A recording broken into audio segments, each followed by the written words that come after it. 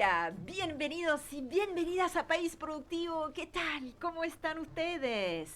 ¿Disfrutando de un fin de largo o no?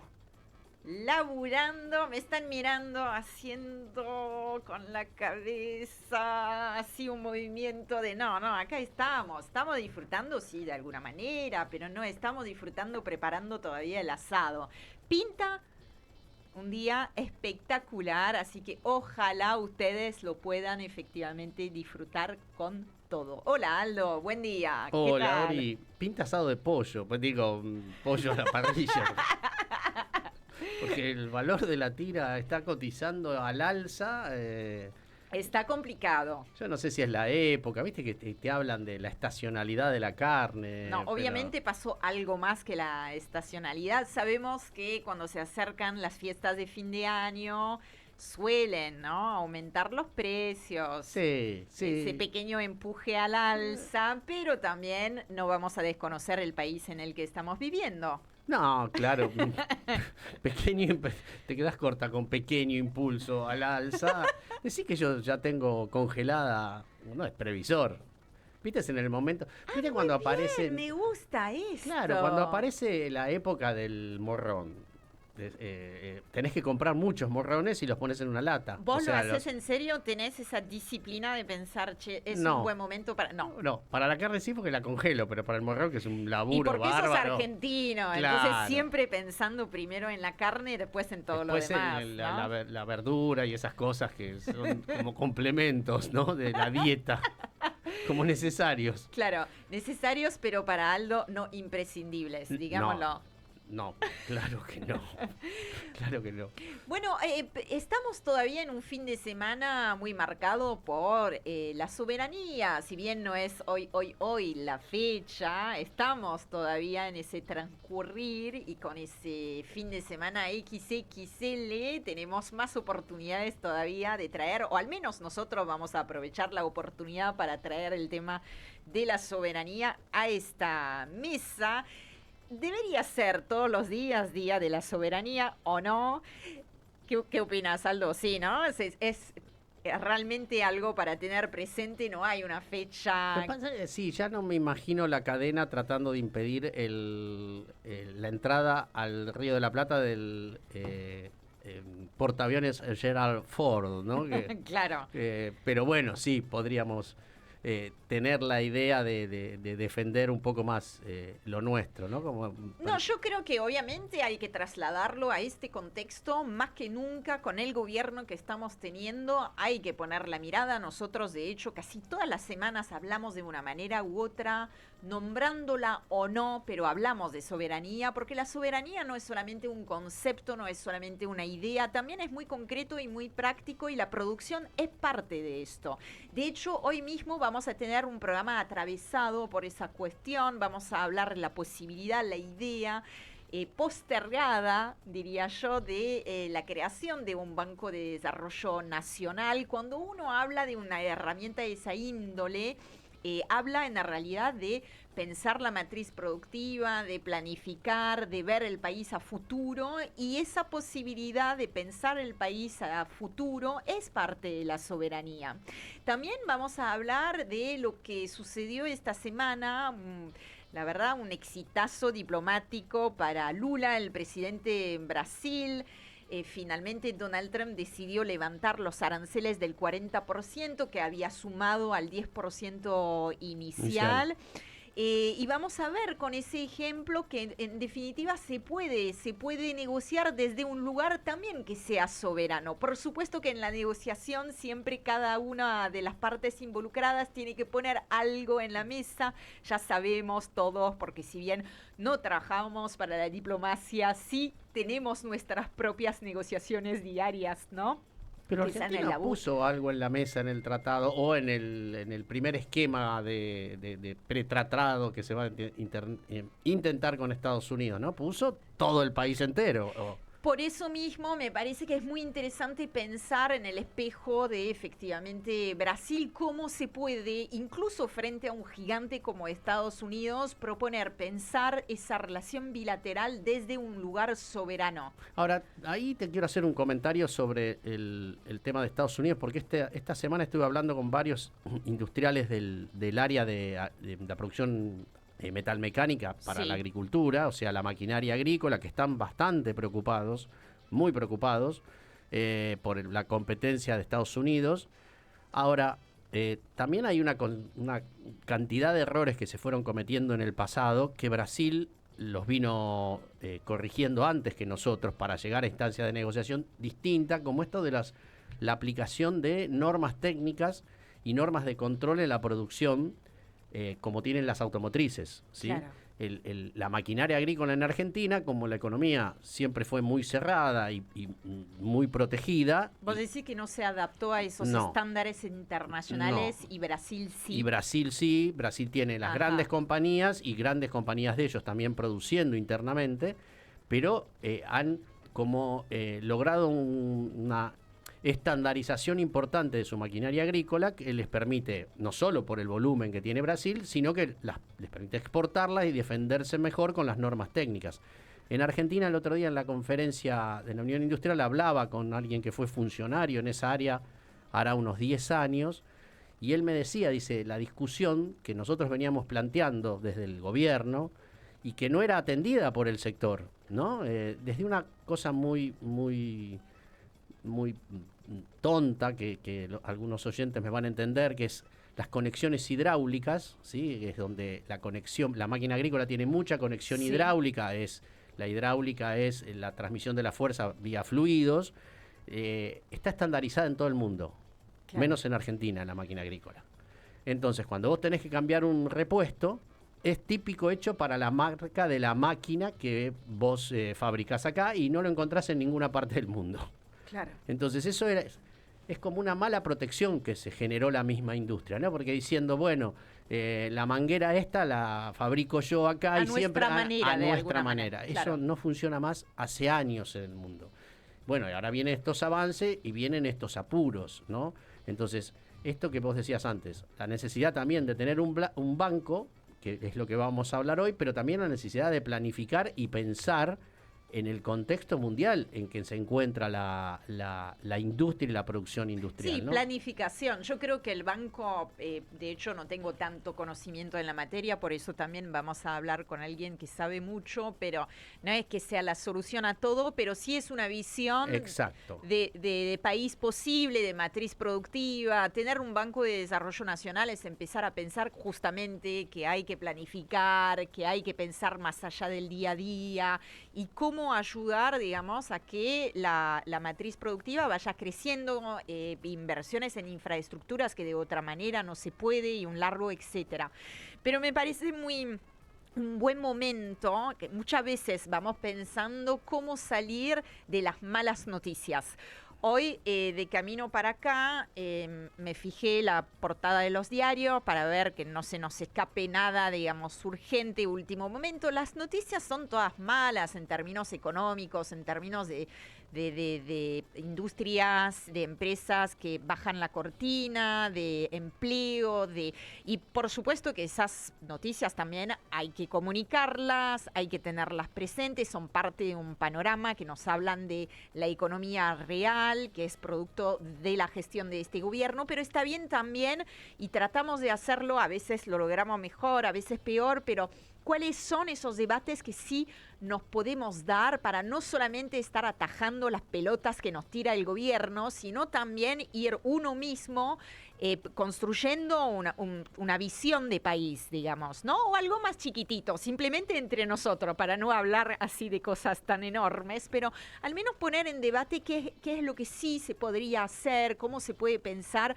alternativas. Es muy de esta época la sensación que nos imponen, casi te diría, de no ver alternativa a lo que ellos nos proponen, ¿no? Exacto. No hay alternativa a entregarlo todo, no hay alternativa a, no sé, financiarizar la economía, no hay alternativa, un montón de cosas que no están dadas, que no deberíamos dar por sentado, y por eso también es interesante abrir otros debates y mirar otros ejemplos. Vos sabés que yo pensaba que, viste que están estos índices de confianza que van mejorando, ¿no? Que vos decís que se chocan con el día de hoy, ¿no? Y ahí, influenciado por el filósofo coreano que nunca me voy a acordar el nombre, Byung-Jung Hwan, sí. Él habla de la esperanza y el optimismo, ¿no? Que el optimismo es como medio, te diría, idiota. O sea, ser optimista no es ser esperanzado. La esperanza es una construcción colectiva, el optimismo es individual. Hay mucho optimismo en el medio del desastre, y yo creo que hay algo de eso, de la imagen de la red, de la felicidad, bueno, hay que saber que hay que estar contento. Mirá, están cerrando un montón de empresas, pero no importa, esta es una cosa necesaria. Sí, esto es lo que hay. Esto es lo que hay, pero va a mejorar en el futuro. Sí, pasarla mal para estar mejor mañana. Claro, como desprenderse del discurso material, ¿no? Del análisis material de la realidad, lo que te deja en muy mal lugar para plantear cosas, ¿no? De hecho, te digo, me pasa con colegas.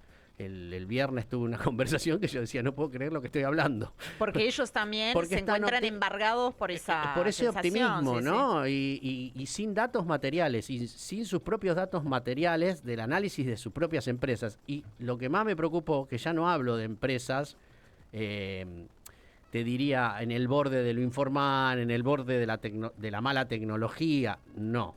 Te hablo de gente que ha invertido y ha modernizado sus empresas, y como que no está viendo la realidad de sus números. La encrucijada en la que está. Yo no digo que no al ser industrial siempre tenés una mirada, para mí, esperanzadora del futuro, pero hay que sentarse en las bases. Porque si no, ya no te metes en eso, ¿no? No te metes. Pero en ninguna parte del mundo, en este momento, en el tema industrial, ¿eh? Es un momento, por eso, bien complejo. Ahora, de ahí a decir, esto es una necesidad y bueno, metámosle para adelante, no es así. Bueno, nosotros también levantamos la cortina y así arranca un nuevo País Productivo.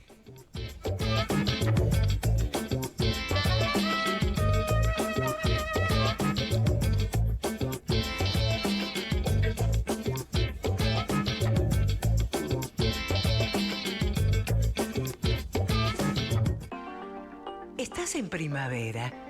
Es la temporada para florecer. Y la radio florece para vos. Estás en Del Plata, la radio de la verdad. El fútbol grande está en Del Plata. Boca buscará pasar a cuartos de final del torneo Clausura. Hoy recibirá a Talleres de Córdoba, que dirige Carlos Tevez. Y Del Plata estará en la Bombonera.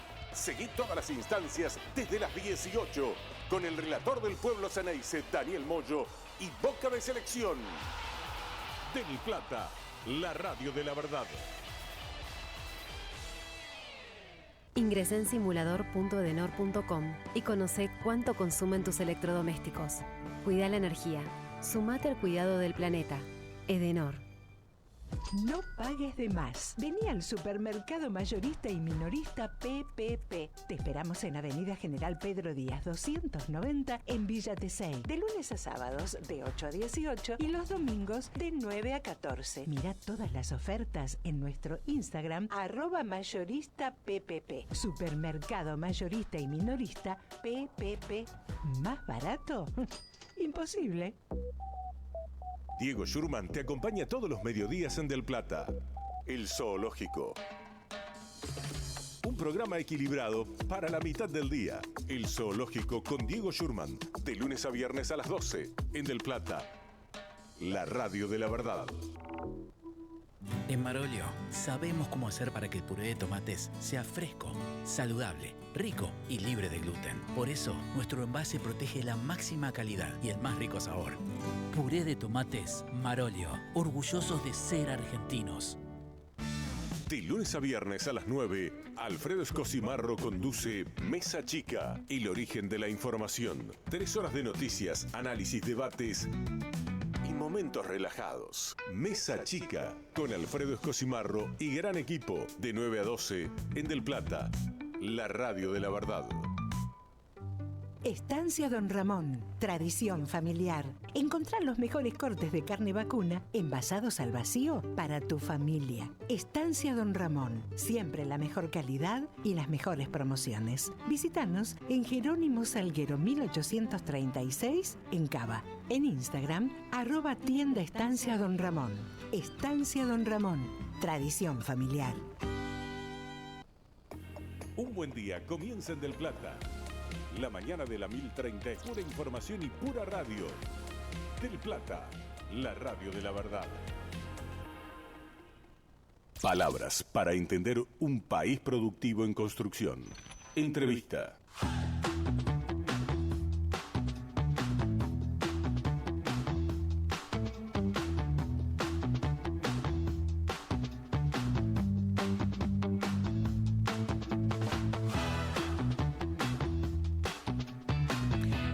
Les proponemos hoy hablar de desarrollo, más particularmente una herramienta posible para el desarrollo, lejos de ser la única, pero posible, que es el crédito productivo a largo plazo. En Argentina el financiamiento al desarrollo quedó, no es que no exista, pero quedó disperso, repartido, digamos, en muchas ventanillas, sin un timón claro. Y cuando no hay crédito a largo plazo, que es de alguna manera lo que recién estábamos hablando con Aldo, y bueno, el país siempre corre de atrás, ¿no? Ahí entra, en ese panorama breve, pero ahí entra la idea de un banco de desarrollo, no como una caja simplemente, sino como un mapa productivo posible con, digámoslo así, plata detrás, que ordene prioridades, que financie proyectos estratégicos, que sostenga horizontes más largos que un solo ciclo electoral. Bueno, para entender qué se está pensando, cómo se imagina ese diseño, qué rol pueden jugar las provincias también en ese armado, está con nosotros. Estamos en comunicación con Martín Alfié, economista y jefe del área de desarrollo del Consejo Federal de Inversiones. Martín, ¿cómo estás? Hola, buenos días, ¿cómo andan? ¿Todo bien? Martín, contanos, desde el Consejo Federal de Inversiones, ¿cómo imaginan la arquitectura, digamos, ¿no?, de un banco de desarrollo? Estamos hablando de un banco nuevo desde cero, estamos hablando de expandir el Banco de Inversión y Comercio Exterior, por ejemplo, de la Argentina, de un sistema nacional articulado con agencias provinciales. ¿Cómo pintaría esto? Bueno, a ver, en primer lugar, resaltar que este es un proceso en construcción que viene realizando el Consejo Federal de Inversiones junto a las provincias. Para los que no saben, el CFI es un organismo que depende y trabaja con todas las provincias del país. Y en ese sentido, ya hace varios años venimos ampliando nuestras herramientas de financiamiento. Por ejemplo, lanzamos nuestro propio fondo de garantías y estamos acompañando a las provincias en lanzar los fondos de garantía provinciales y en financiarlos. En ese camino en el que estamos desarrollando nuevas herramientas, nuevos instrumentos, estamos analizando con las provincias cómo podemos fortalecer lo que vos bien marcabas, digamos, la necesidad de articular herramientas de financiamiento, de poder construir nuevas y de ir hacia lo que nosotros llamamos un horizonte de una banca de desarrollo. En términos concretos, nosotros en la reunión que tuvimos con las provincias en Chile, lunes y martes, un poco intercambiamos visiones sobre cómo podemos construir esa herramienta. Y te diría, para resumir, y si querés podemos ampliar, que vemos aspectos claves que hay que abordar, sobre todo la cuestión que tiene que ver con la infraestructura y con la innovación en el territorio. Claro. Yo estoy pensando en lo que está sucediendo, por ejemplo, en Brasil, ¿no?, que es, entiendo yo, un modelo paradigmático en esa materia, que viene desde hace mucho tiempo financiando industria, infraestructura, innovación, tiene como cierta espalda, tiene estrategia, tiene continuidad. ¿Hay algo ahí que es importable, entre comillas, en eso que me acabas de decir y tomando en cuenta el ejemplo tal vez más cercano y de mayor peso que es el de Brasil? Totalmente, sí. El BNDES, que es el Banco Nacional de Desarrollo y Desenvolvimiento, como dicen ellos, de Brasil, es el banco de desarrollo más grande, si se quiere, del sur global, de esta región. Y de alguna manera es un ejemplo de lo que obviamente Argentina debería apuntar como país. Obviamente el BNDES, a diferencia de lo que pasó aquí en Argentina, no se desarmó durante, si se quiere, las décadas del 90 o cuando hubo gobiernos que redefinieron el rol del Estado, y hoy sigue siendo una institución de enorme peso que cumple un rol clave en el sistema financiero brasilero, ya sea en inversiones en infraestructura, en la expansión de las compañías brasileras en el resto del mundo, en fortalecimiento de cadenas productivas, en el desarrollo de proveedores. Bueno, tiene un rol enorme y desde ya que es un ejemplo. Otra institución que nosotros también seguimos de cerca es la Corfo en Chile, que es una institución de financiamiento del desarrollo, una agencia, que ahora están terminando de pasar una ley de transformar su estrategia de financiamiento en un banco de desarrollo. Es decir, la discusión sobre el banco de desarrollo es una discusión totalmente vigente en el mundo y sobre todo en países en vías de desarrollo. Obviamente los países desarrollados también lo tienen. Y nosotros creemos que es una discusión que en Argentina hay que abordar, sobre todo teniendo en cuenta que, bueno, vieron que ahora muchas discusiones parecieran estar subsumidas a, bueno, se estabiliza la macro y todos los problemas de la Argentina se resuelven. Claro. Lo que vemos es que aún si la macro se estabilizara, aún si bajara la inflación y tenemos una economía estable, no se va a solucionar el problema de financiamiento así nomás. De hecho, en los 90, si uno quiere, en donde había una macroeconomía estable, entre comillas, ¿no? Inflación baja, etcétera, etcétera, también había problemas de acceso al crédito para las empresas, por lo cual hay cuestiones estructurales y cuestiones de instrumentos que tenemos que abordar. Desde ya, la macro importa, porque en la medida en que la gente no ahorra en pesos y saca su plata y la guarda en el colchón o una cuenta afuera, hay menos dinero para prestar, pero no es solo la macro la solución. Y ahí creemos que el Estado tiene un rol clave y nosotros del CFI queremos aportar nuestro granito de arena en ese sentido. Hola Martín, Aldo Lorruso te saluda, ¿cómo estás? ¿Qué haces, Aldo? ¿Cómo andas? ¿Todo bien? Bien, bien. Martín, te quería preguntar en relación con el CFI, porque me da como la impresión que en este momento de la política y de la historia del país, como que fuera el único lugar donde podríamos encontrar una discusión entre las provincias, me parece con la ausencia de la nación, una discusión sobre el modelo productivo. ¿Esto es así? ¿Por eso surge esta idea desde el CFI del Banco de Desarrollo? Sí, a ver, lo que vos planteás, nosotros lo denominamos el proceso de la construcción de una hoja de ruta hacia el desarrollo federal. Así con ese título un poco pomposo, pero básicamente lo que queremos mostrar es que el CFI junto a los gobiernos provinciales y también junto a los actores de la producción, pero sobre todo de la mano de los actores provinciales, estamos discutiendo permanentemente sobre temas estratégicos, cómo avanzar. Y no solo en cuestión de ejercicio intelectual, que obviamente es necesario, sino también de intervención concreta en las provincias. Digamos, nosotros estuvimos en Chile con todas las provincias del país, lunes y martes, y tuvimos 2 días enteros discutiendo temáticas para cómo desarrollarnos en distintas cuestiones que hacen al desarrollo, temas de innovación, temas de financiamiento, temas de políticas productivas. Y la verdad que a ver, en un contexto en el cual tal vez la discusión política está un poco complicada, porque bueno, siempre es complicada en nuestro país, nosotros en el CFI tenemos la suerte de que podemos reunir a todas las provincias y se dan debates y discusiones constructivas sobre un modelo de desarrollo. Te doy un ejemplo. Nosotros estos últimos 3 años construimos lo que llamamos la Estrategia Logística Federal, que es un ejercicio que hicimos con todas las provincias del país de identificar cuáles son las obras de infraestructura logística estratégicas y claves para mejorar la competitividad de nuestros sectores productivos. Y ahí te diría que las provincias, cuando hay un trabajo técnico que sale de la discusión política más general, hay un montón de puntos en común. Y eso nosotros, vos lo decías recién, Aldo, la construcción de la esperanza.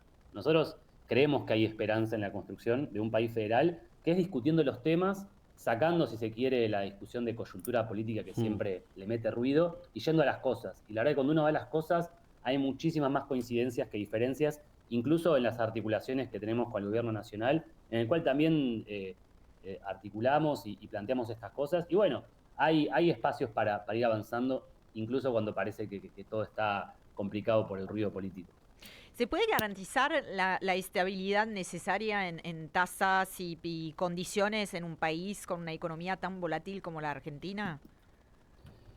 Bueno, desde ya que, como decíamos antes, la macroeconomía es, digamos, desordenada, es un problema para plantear cualquier tipo de política, no solo de financiamiento, sino ustedes bien lo saben, para cualquier otra estrategia de desarrollo productivo con una macroeconomía inestable, las complicaciones son enormes. Ahora bien, hay 2 puntos ahí. Uno, aún con la macroeconomía estable, que en Argentina lamentablemente es un dato, hay cosas para hacer. De hecho, hay cientos, miles de empresas que en estos contextos aún pueden innovar, pueden invertir, pueden crecer, obviamente con más dificultades, pero lo hacen. Entonces, el primer objetivo es identificar, ¿por qué estas empresas lo pueden hacer? ¿Cómo lo pueden hacer? ¿Y cómo las ayudamos a estas empresas? ¿Y cómo logramos que esas empresas sean aún cada vez más? Y en segundo lugar, también nosotros tenemos que pensar cómo tenemos un país que puede desempeñarse mejor cuando la macroeconomía se estabilice, que tarde o temprano va a pasar, nosotros tenemos la esperanza de que pase. Bueno, una vez que pase eso, se viene todo el resto de las discusiones, que son las discusiones más complejas. Es decir, en el mundo, de los 200 países que hay 140 con la macroeconomía estable. Ahora, ¿cuántos países desarrollados hay? 40, 50. Es decir, que no alcanza con estabilizar macroeconomía, hay un montón de discusiones adicionales y esas son las discusiones que nosotros del CFI junto a las provincias abordamos para aportar en este debate. Plata, dinero. Claro, ¿cómo se piensa el fondeo, el financiamiento, el capital, digamos, de un Banco de Desarrollo Nacional? Estamos hablando de, no sé, fondos multilaterales, fiduciarios, mercado de capitales. ¿Cómo funciona eso? A ver, cuando uno ve a nivel internacional, hay varias experiencias. En general, hay un rol importante de lo que es el Tesoro Nacional y que de hecho en Argentina ha pasado en algunas experiencias, por ejemplo, lo que fue el FONDEP o el FOGAR, en experiencias anteriores hubo fondeo del Tesoro directamente. Después también nosotros vemos que hay oportunidades en la vinculación con los organismos multilaterales de crédito. Claro. Sobre todo CAF y BID están interesados en poder aportar y de hecho buscan proyectos para financiar. Desde ya hay algunas discusiones en torno a cómo hacerlo, pero ahí hay opciones para hacerlo. Y después, en tercer lugar, nosotros creemos que hay todo un desafío, que de nuevo va con la macroeconomía estable, que es de canalizar el ahorro de los argentinos hacia la inversión. Que eso desde ya tiene que ver con una macroeconomía más estable y que los argentinos vuelvan a confiar en su moneda y en su mercado de capitales local, pero también en diseñar instrumentos que puedan movilizar efectivamente ese ahorro hacia la inversión productiva, hacia la inversión en infraestructura. O sea, hay ejemplos concretos, interesantes para destacar, y en el cual el mercado de capitales juega un rol clave. Nosotros también creemos que ahí hay mucho por hacer, en acompañar a pymes en sus emisiones de obligaciones negociables, en acompañar a provincias, a municipios en desarrollar nuevos instrumentos financieros que capten ahorro. Digamos, hay todo un camino que bueno, hay que ir buscando según la coyuntura económica lo permita. O sea, hay espacio para instrumentos de ahorro local, digamos, ¿no? Que alimentan el fondeo. Esa sería la idea. Sí, desde ya sí lo hay. O sea, Argentina es un país que su ahorro en moneda local y por lo tanto su crédito sobre PBI al sector privado es bajísimo. Imagino que esto es algo que ya lo habrán escuchado varias veces, pero nosotros tenemos la profundidad del sistema financiero más bajo de la región. Estamos en torno a 10, 12 puntos del PBI, cuando en países de la región ese número puede ser 60, 70, 100. Es decir, hay todo un camino a recorrer en volcar ahorro de los argentinos al sector, al sistema productivo local. Además, sí hay otras oportunidades, los bancos multilaterales, etcétera, pero la verdad que el gran desafío es cómo volcamos esos ahorros locales, que en vez de que se vayan a comprar dólares o al colchón, básicamente, vayan a financiar el sistema productivo. Martín, vos ahí al pasar nombraste otro actor que es lo municipal, ¿sí? Porque está la discusión federal nacional y después vienen las discusiones federales hacia el interior de las provincias y me parece que el rol de lo municipal, que es el lugar de cercanía más concreto que tiene una pyme, por ejemplo, porque el nacional siempre quedó lejos y el provincial a veces también queda lejos.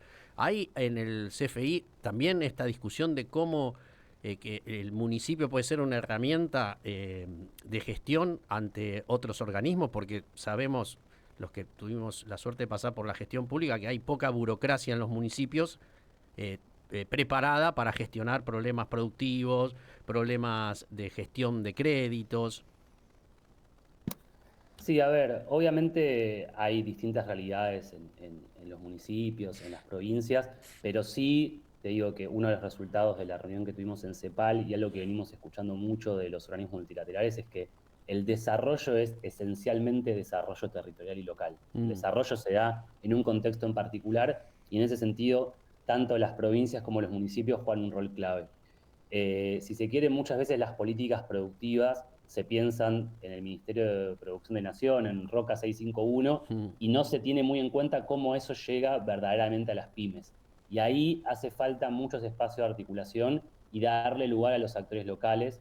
De hecho, bueno, la CEPAL, con los que estamos trabajando, viene hablando mucho de la política de clústeres, que es algo que tal vez escuchamos mucho hace unas décadas y que vuelve a tener preponderancia, y en el cual está claro que las ciudades, los municipios, las provincias tienen un rol importante en el desarrollo productivo, y desde ya, como vos bien decís, eso necesita capacidades locales, y sí, en ese sentido nosotros del CFI trabajamos mucho en la formación de funcionarios locales para que puedan también acompañar a las pymes y en otras temáticas, ¿no? Digamos, por ejemplo, la discusión sobre la vivienda, que es un tema súper estructural para Argentina, y en el cual ahí, por ejemplo, los municipios juegan un rol clave en la instrumentación de herramientas financieras, en el ordenamiento territorial, y se necesitan capacidades. El CFI acompaña esa formación de capacidades locales. Y ya que decís otro tema que abrís ahí, cuando decís muchas veces la palabra formación, sabes que a mí es un tema que me importa, está la formación del área de los trabajadores,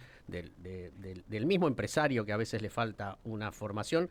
Y esta semana trascendieron noticias sobre un cambio educativo radical. De hecho, un cambio que impactaría mucho en la formación para el trabajo es la desaparición del Fondo de la Educación Técnico Profesional.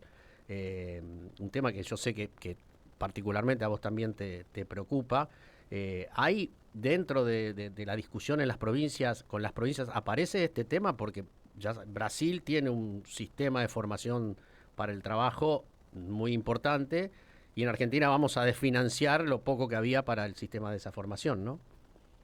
Sí, a ver, toda la discusión entre educación y trabajo es uno de los temas prioritarios del trabajo del CFI con las provincias. La verdad que las provincias nos piden mucho que acompañemos esa temática, porque además, como te digo antes, la discusión en cada provincia es una discusión distinta, ya sea por los actores, ya sea por los sectores productivos. No es lo mismo lo que uno tiene que hacer para la minería del petróleo o lo que uno tiene que hacer para, no sé, el agro en Misiones y los pequeños productores. Entonces, esa realidad que se va adaptando a cada provincia, nosotros la acompañamos, y de hecho hace ya 2 años lanzamos un programa de formación en educación y trabajo para funcionarios provinciales, y tenemos distintas asistencias técnicas, un poco intentando rescatar buenas prácticas, intentando construir un sistema federal de educación y trabajo, en el cual también entendemos que las políticas de empleabilidad tienen que tomar esto. Y sí, te diría que es una preocupación de las provincias, e incluso es una preocupación porque en aquellas provincias donde, por suerte, la actividad está creciendo, por ejemplo, en lo que es Vaca Muerta, en Río Negro y Neuquén, lo que es la minería, en las provincias litíferas, en San Juan, etcétera, hay una demanda insatisfecha de profesionales calificados, y comienza a verse como un cuello de botella para el crecimiento de estos sectores que sabemos que pueden traccionar sobre todo la generación de divisas. Así que sí, es una temática trascendental y que las provincias están abordando de la mano nuestra y otros actores como, por ejemplo, OIT, que vienen trabajando mucho esta agenda, así que sí, es un tema de preocupación. Una última pregunta de mi parte, me quedo pendiente. Ustedes justamente que tienen un mapeo muy abarcativo en lo que está sucediendo en el país, ¿qué sectores aparecen hoy como, me imagino un poquito la respuesta, pero ¿qué sectores aparecen hoy como estratégicos en los diagnósticos que ustedes están haciendo? Pienso, no sé, minería, alimentos, maquinaria agrícola. Bulonería, por ejemplo. Sobre todo, claro. No, a ver, a nosotros nos parece que la identificación de sectores estratégicos está obviamente orientada a las dificultades que tiene cada región y a las oportunidades que puede dar en cada región. En primer lugar, obviamente sabemos que hay sectores que tienen un potencial de exportación muy importante, que es la minería y los hidrocarburos, y ahí nosotros lo que vemos es que hay que trabajar en ciertos aspectos que tal vez van más allá de la cuestión macro que limita su crecimiento. Uno que tiene que ver con la educación y trabajo, y otro que para nosotros es vital y que las mismas empresas te lo plantean, que es la infraestructura logística, las rutas, los caminos, etcétera, que a veces se habla poco, pero son las que van a destrabar las inversiones.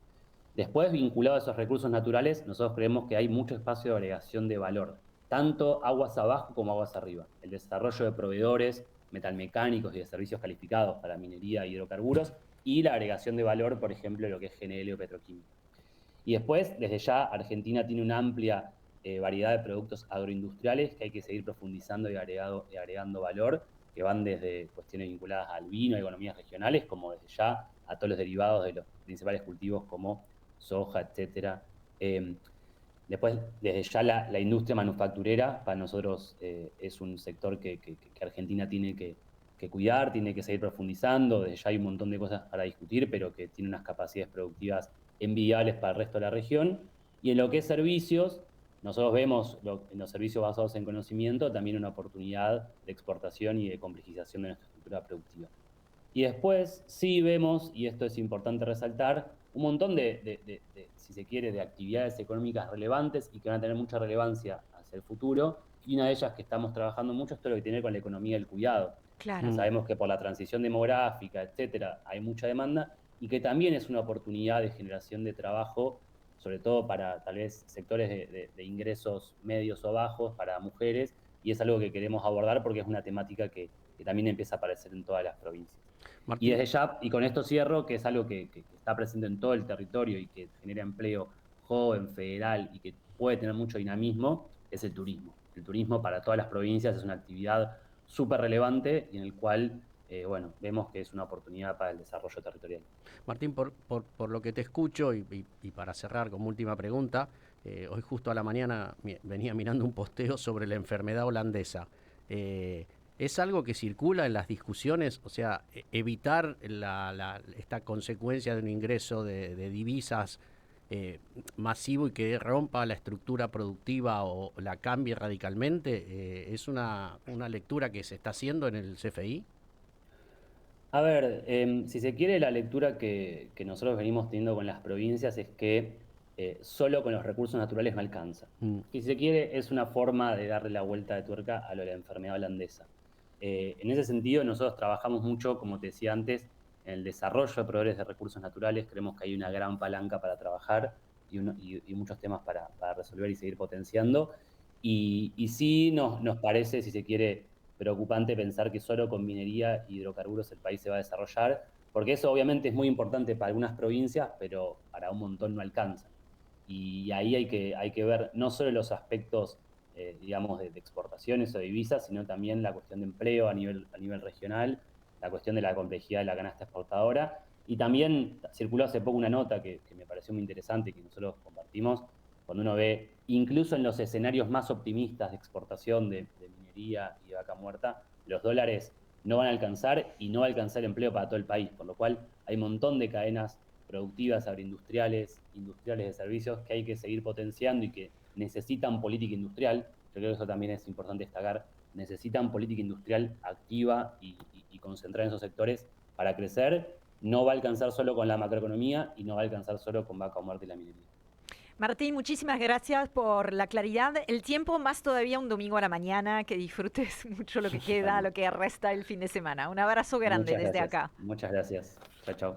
Estuvimos hablando con Martín Alfié, muy didáctico, ¿no? Economista, jefe del área de Desarrollo Federal del Consejo Federal de Inversiones, sobre un tema al que le vamos a dar seguimiento. Es una herramienta posible, es un debate en la realidad que no empezó esta semana, por supuesto, que viene de larga data, pero que tal vez en este contexto más todavía vuelve a tener vigencia, ¿no? Vuelve a tomar protagonismo en el tablero, en el panorama de los debates posibles. Nos vamos a tomar un pequeño respiro y volvemos para viajar a Brasil. ¿Qué les parece? Mucha gente estuvo viajando a Brasil este año. Nosotros también queremos viajar a Brasil en instantes.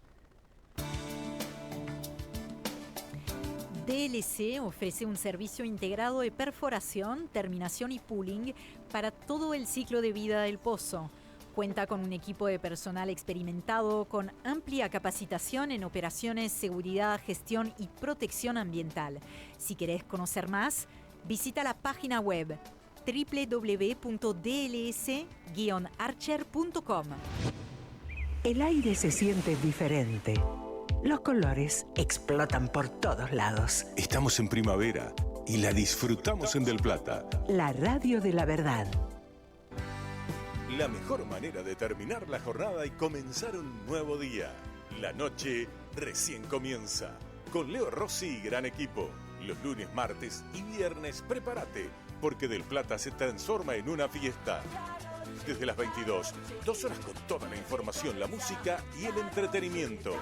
Del Plata, la radio de la verdad. Marolio le da sabor a tu vida. Marolio está desde el comienzo del día. Mate, café, harina y palmitos, yerba, mermeladas, cacao picadillo, mate y caballa, arroz y arvejas, sardinas y atún, choclo y lentejas. Marolio le da sabor a tu vida. Marolio está desde el comienzo del día.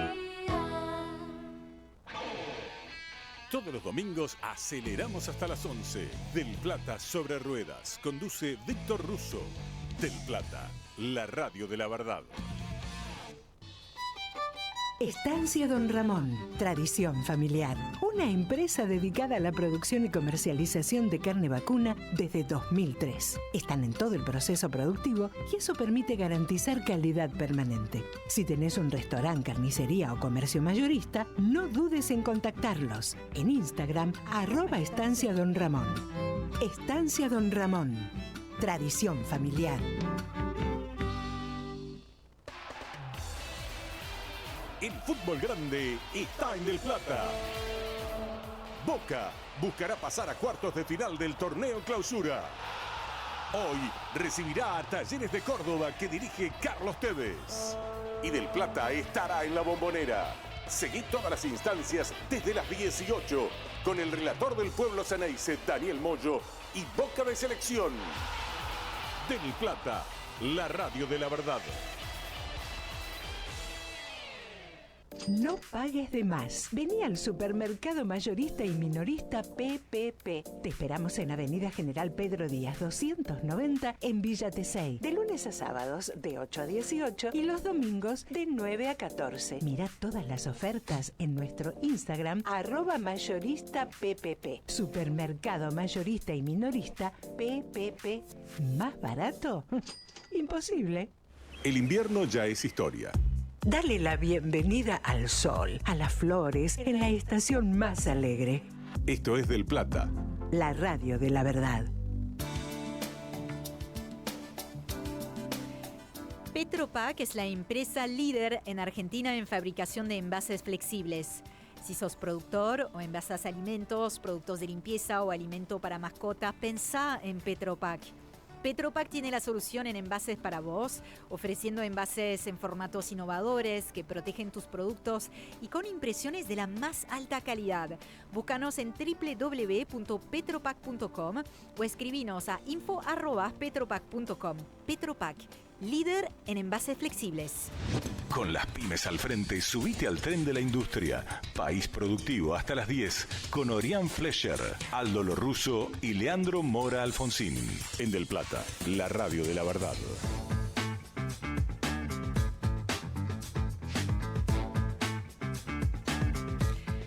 Estamos preparando el bolso para viajar, ¿eh? No se olviden de la malla, que hay playas lindas, soleadas. Nos vamos a Brasil.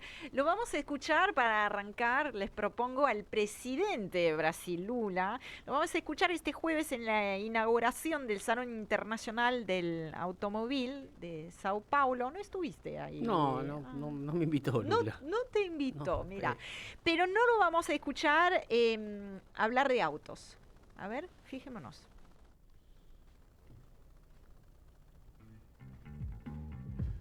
E hoje eu estou feliz, porque o presidente Trump já começou a reduzir algumas taxações que eles tinham feito em alguns produtos brasileiros.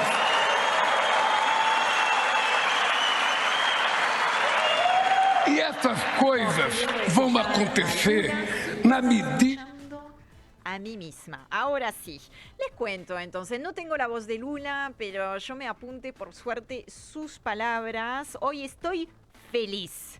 dijo Lula. Estoy feliz porque el presidente Donald Trump ya empezó a reducir algunos de los aranceles que había aplicado a ciertos productos brasileños. Me hubiera gustado que escucharan la voz de Lula porque estaba verdaderamente y genuinamente contento. Las cosas ocurren en la medida en que logramos ganarnos el respeto de las personas.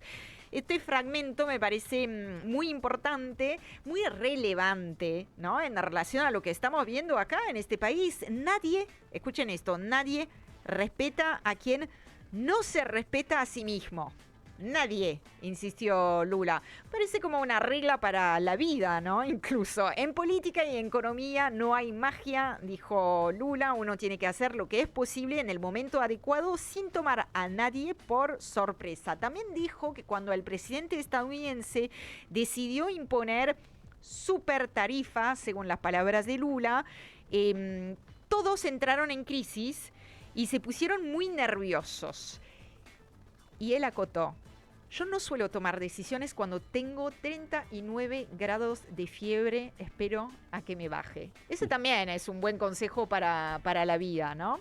Entonces Lula está feliz, está muy bien, y tiene razón porque se acaba de apuntar un exitazo diplomático, digámoslo así. Donald Trump firmó esta semana, fue justamente el jueves, una orden ejecutiva que levanta los aranceles del 40% que había impuesto en julio pasado, ¿no? Como parte de esa gran guerra comercial, Brasil, uno de los países más castigados. ¿Se acuerdan de Donald Trump con un menú de aranceles mostrándole al mundo unas filminas para cada país un número? Bueno, ese número en el caso de Brasil se fue incrementando. Trump había impuesto primero un arancel base del 10%, ese mal llamado arancel recíproco, y luego un castigo extra del 40%, lo que elevaba la carga al 50% para muchos productos brasileños. En este caso, la orden ejecutiva que firmó Donald Trump permite la exención sobre decenas de productos alimenticios, entre ellos algunos que son clave tanto para la economía exportadora, digamos, de Brasil, como para el consumo estadounidense: el café, la carne de res, frutas como el mango, el coco. Ay, sí, ¿no? Ay, mango, coco, ahora me comería una ensalada. En la playa. En la playa, todo esto. Bueno, y además es una norma que rebaja los gravámenes con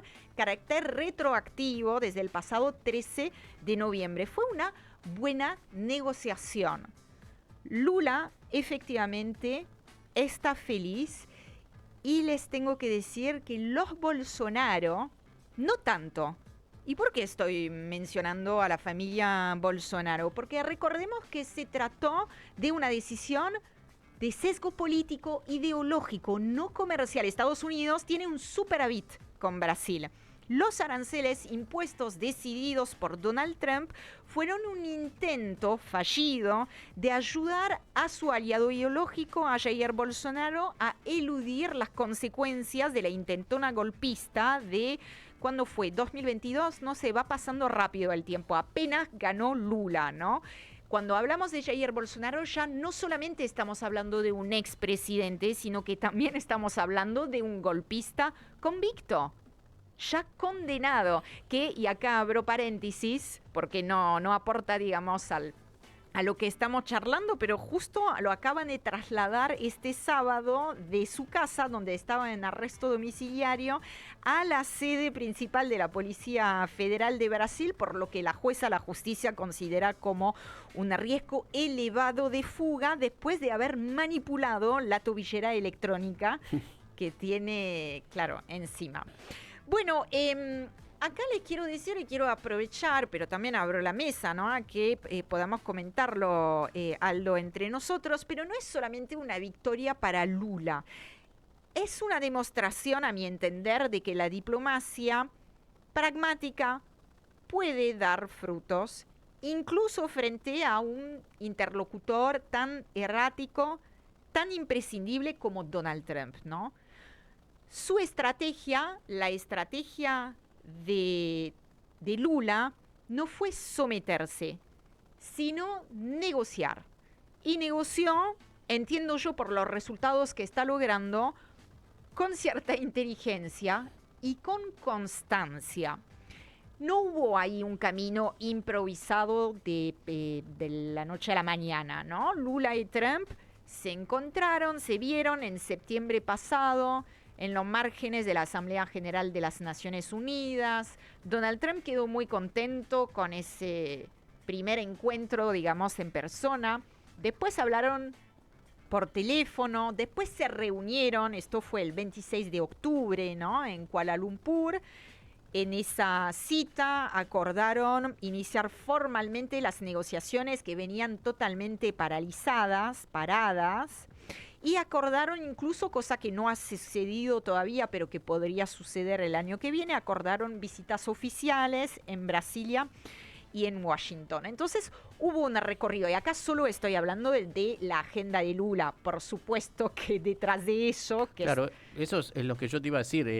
¿Te acordás que durante el gobierno de Bolsonaro se desarmó, se empezó a atacar a Itamaraty porque el profesionalismo de la Cancillería brasileña, Lula recupera desde que asume ese protagonismo, esa centralidad, ese profesionalismo de la Cancillería de Brasil, que se nota mucho en los tramos de las negociaciones, porque uno ve la frutilla del postre, ¿no? Que obviamente es la habilidad política de Lula, pero atrás está todo el trabajo estratégico de una Cancillería súper profesional y no de una Cancillería hoy de Argentina dirigida por un financista, ¿no?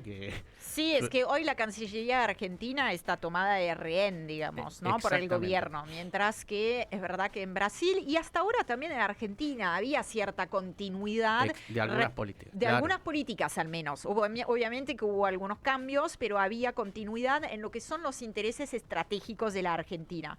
Bueno, es cierto que la Cancillería brasileña persistió en el tiempo pese a los cambios y que Brasil ha tenido grandes cambios políticos en los últimos años, pero ha mantenido cierta línea, lo que permite justamente esos procesos de negociación también.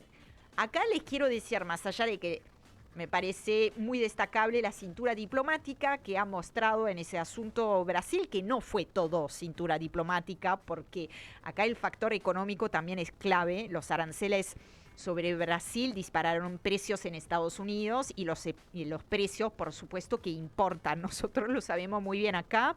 De hecho, fue uno de los grandes ejes de campaña a la alcaldía de Nueva York, en la que se terminó imponiendo Zoran Mamdani, con un programa enfocado en el transporte, la vivienda, las guarderías, jardín de infantes, los supermercados, los precios. Hizo una campaña y ganó una campaña no por socialista, no por comunista, no por no sé qué cosa, sino tal vez también por ese corpus de idea, por supuesto, pero sobre todo porque conectó con la necesidad real de la gente, y las necesidades reales de la gente pasan muchas veces por el bolsillo. Bueno, con esa, entonces en Estados Unidos también está golpeando la cuestión del costo de vida. De hecho, en las encuestas, casi todas, pero acá tengo una apuntada de la CNN, es incluso la principal preocupación para casi la mitad de los estadounidenses, para el 47%. Hoy el costo de vida está por encima de cualquier otro problema. De hecho, el último dato oficial muestra que la canasta básica se encareció un 3% en septiembre, es la mayor subida desde enero.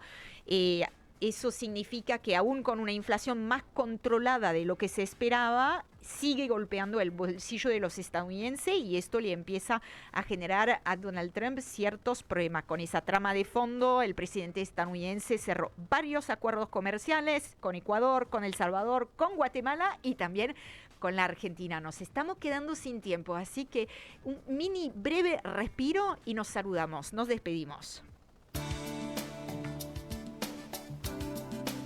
El Ministerio de Producción y Ambiente de La Rioja diseña, establece, ejecuta y supervisa planes de gobiernos aplicados en sus distintas áreas: agricultura, ganadería, biotecnología y enlace. De esta manera impulsa la transición hacia un modelo de desarrollo sustentable integral. El ruido de las máquinas trabajando es la música de un país prosperando. Todos los domingos abrimos la persiana en Del Plata, la radio de la verdad.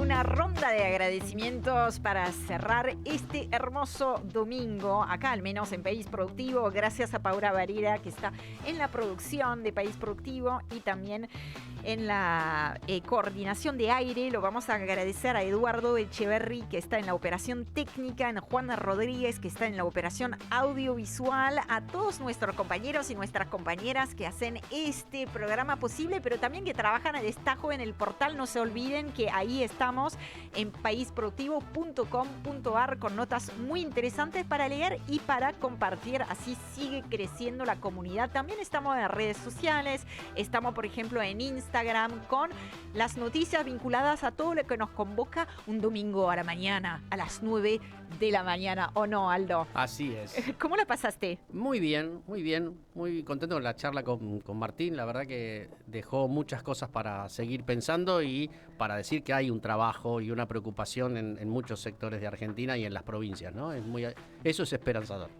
Es esperanzador y nos vamos a quedar con esta palabra. A todos ustedes que nos están acompañando, también gracias. No se vayan, que ahora viene Del Plata sobre la rueda con el compañero Víctor Russo. Que tengan un hermoso domingo. Ojalá puedan disfrutar también del lunes feriado si es que ustedes tienen un descanso. Y nos volvemos a encontrar el domingo de la semana que viene. ¡Chao!